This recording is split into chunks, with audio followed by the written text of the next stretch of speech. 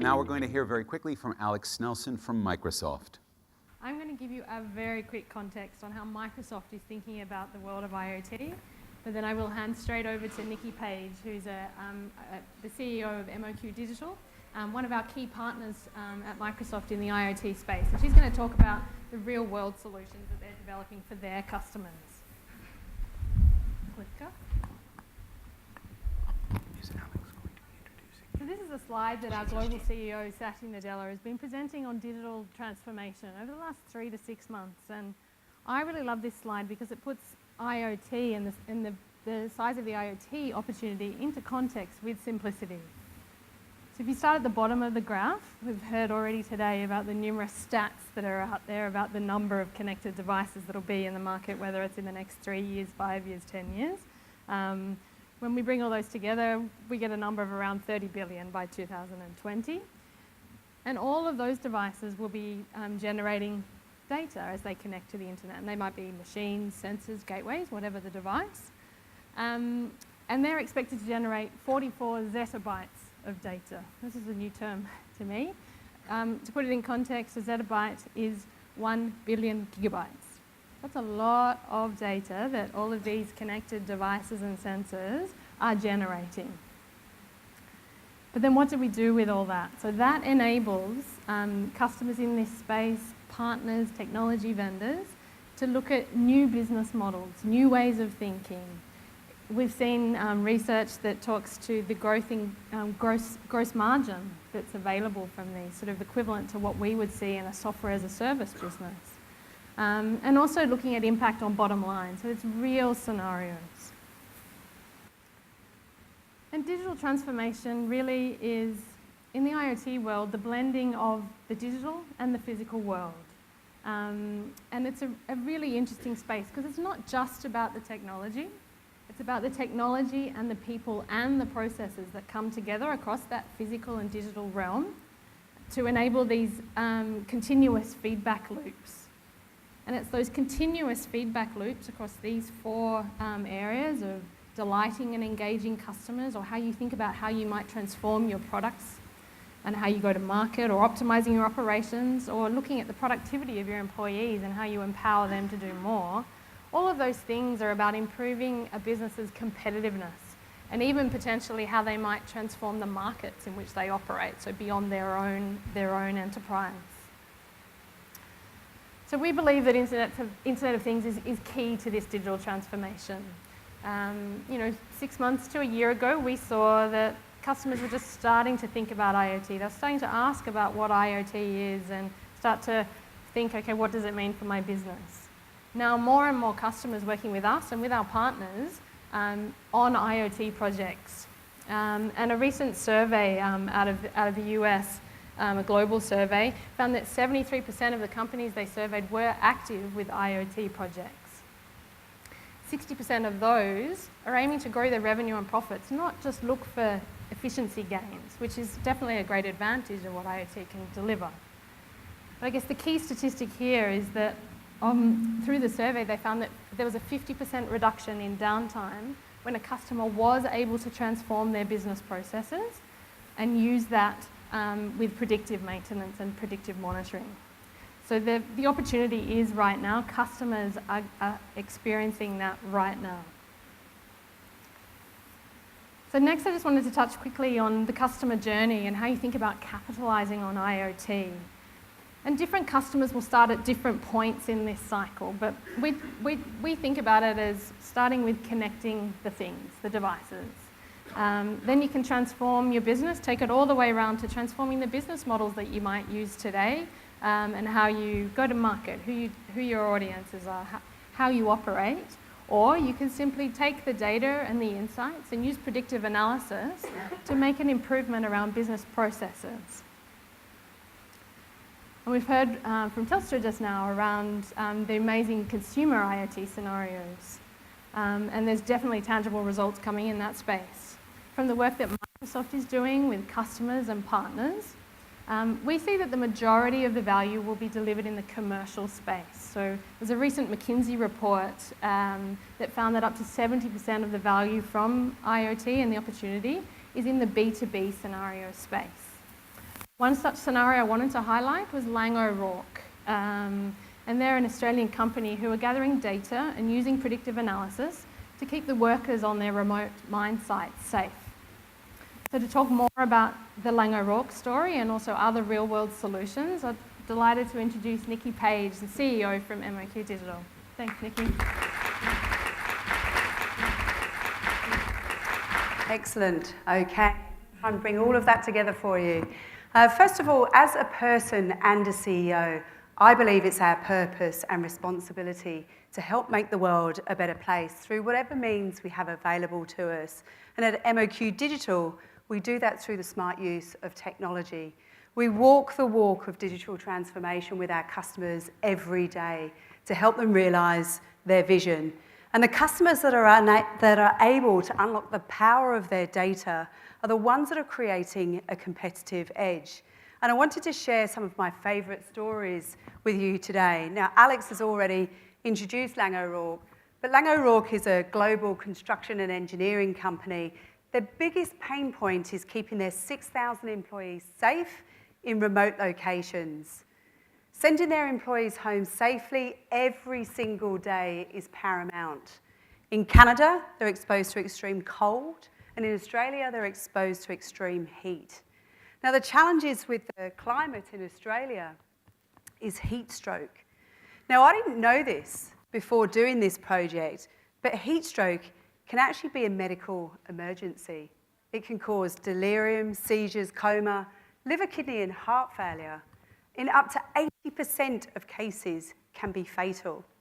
And the challenges with heat stroke, by the time somebody's already got it or showing symptoms, it's too late.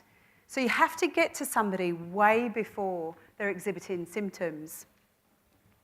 So together with Laing O'Rourke, we designed an IoT solution using an intelligent hard hat helmet. Now, the helmet has the smarts to transmit and send data. Inside the helmet, which you can see here, has a sensor band that can actually record the heart rate, the skin temperature of the wearer, as well as the outside temperature and humidity. Now, this data is collected in real time to a digital dashboard back at the base, where we can now analyse the trends. And what we've discovered is we can spot changes in the engineer's biometrics and see the pattern. And now we can get to an engineer typically 30 minutes before they show the symptoms of heat stroke. So due to this IoT solution, we're now able to move engineers out of harm's way. It also has the smarts in the helmet to alert the engineer or entire teams. Now, Laing O'Rourke are piloting this in Australia, but there's plans to deploy it globally.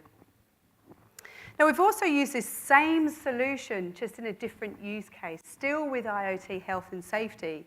We worked with a large Australian media company that wanted to send VIPs to the Olympics this year.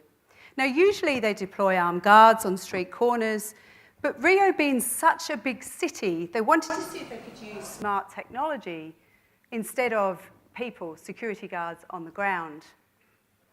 Now, they had a scenario in their mind. I don't know if you all remember the Link Cafe incident. Who doesn't remember that? That happened a few years ago in Sydney.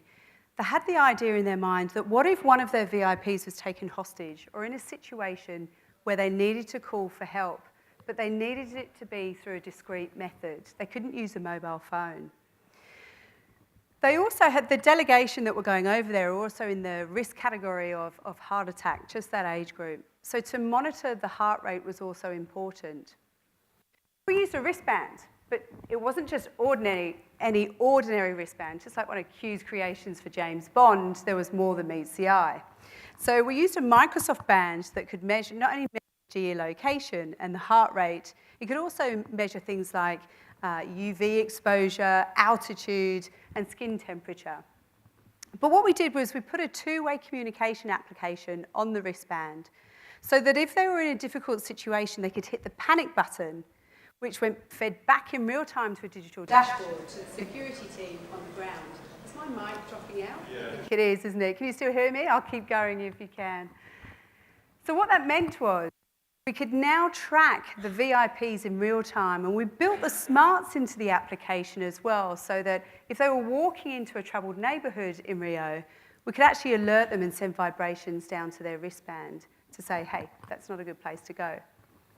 Now, unfortunately, we ran out of time to go live with this during the Olympics, but I wanted to share it with you today because it has sparked a lot of interest in the industry about IoT health and safety and how we can keep employees safe in different scenarios.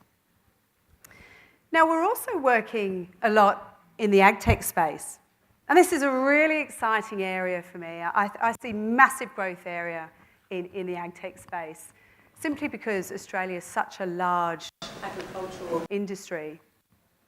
Now, on a hot summer's day for oyster lovers, there's nothing better than a plate of fresh oysters and a glass of chilled white wine. But did you know if there's significant rainfall in Australia, oysters could be off the menu due to contaminants that are found in rainfall. They cause a virus in oysters that can potentially make people very sick. Now, that's frustrating for consumers, but for farmers, that's very costly. They can lose $120,000 a day, each day, that they cannot harvest oysters.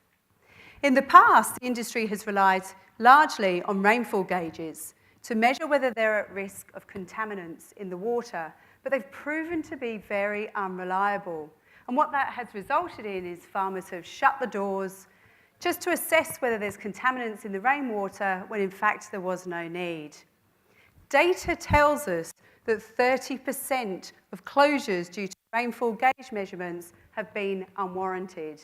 The water quality and the oysters have been fine, which can be a very costly exercise for farmers, particularly in peak Christmas periods.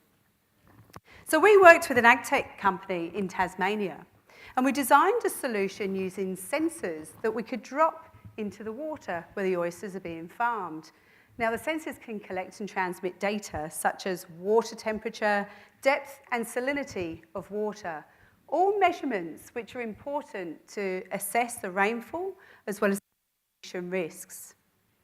We also connected to online weather stations so we could see if there's bad storms ahead. Now, because all of this happens in real time now, to the farmer's mobile phone device on a digital dashboard, what it means is that farmers can plan their staff rosters and harvest cycles in advance to avoid any potential loss of revenue due to rainfall and contaminants in the water. And for consumers, it means oysters are back on the menu. Now, I also had the pleasure of meeting a fabulous chairman for Australia's largest pineapple distributor.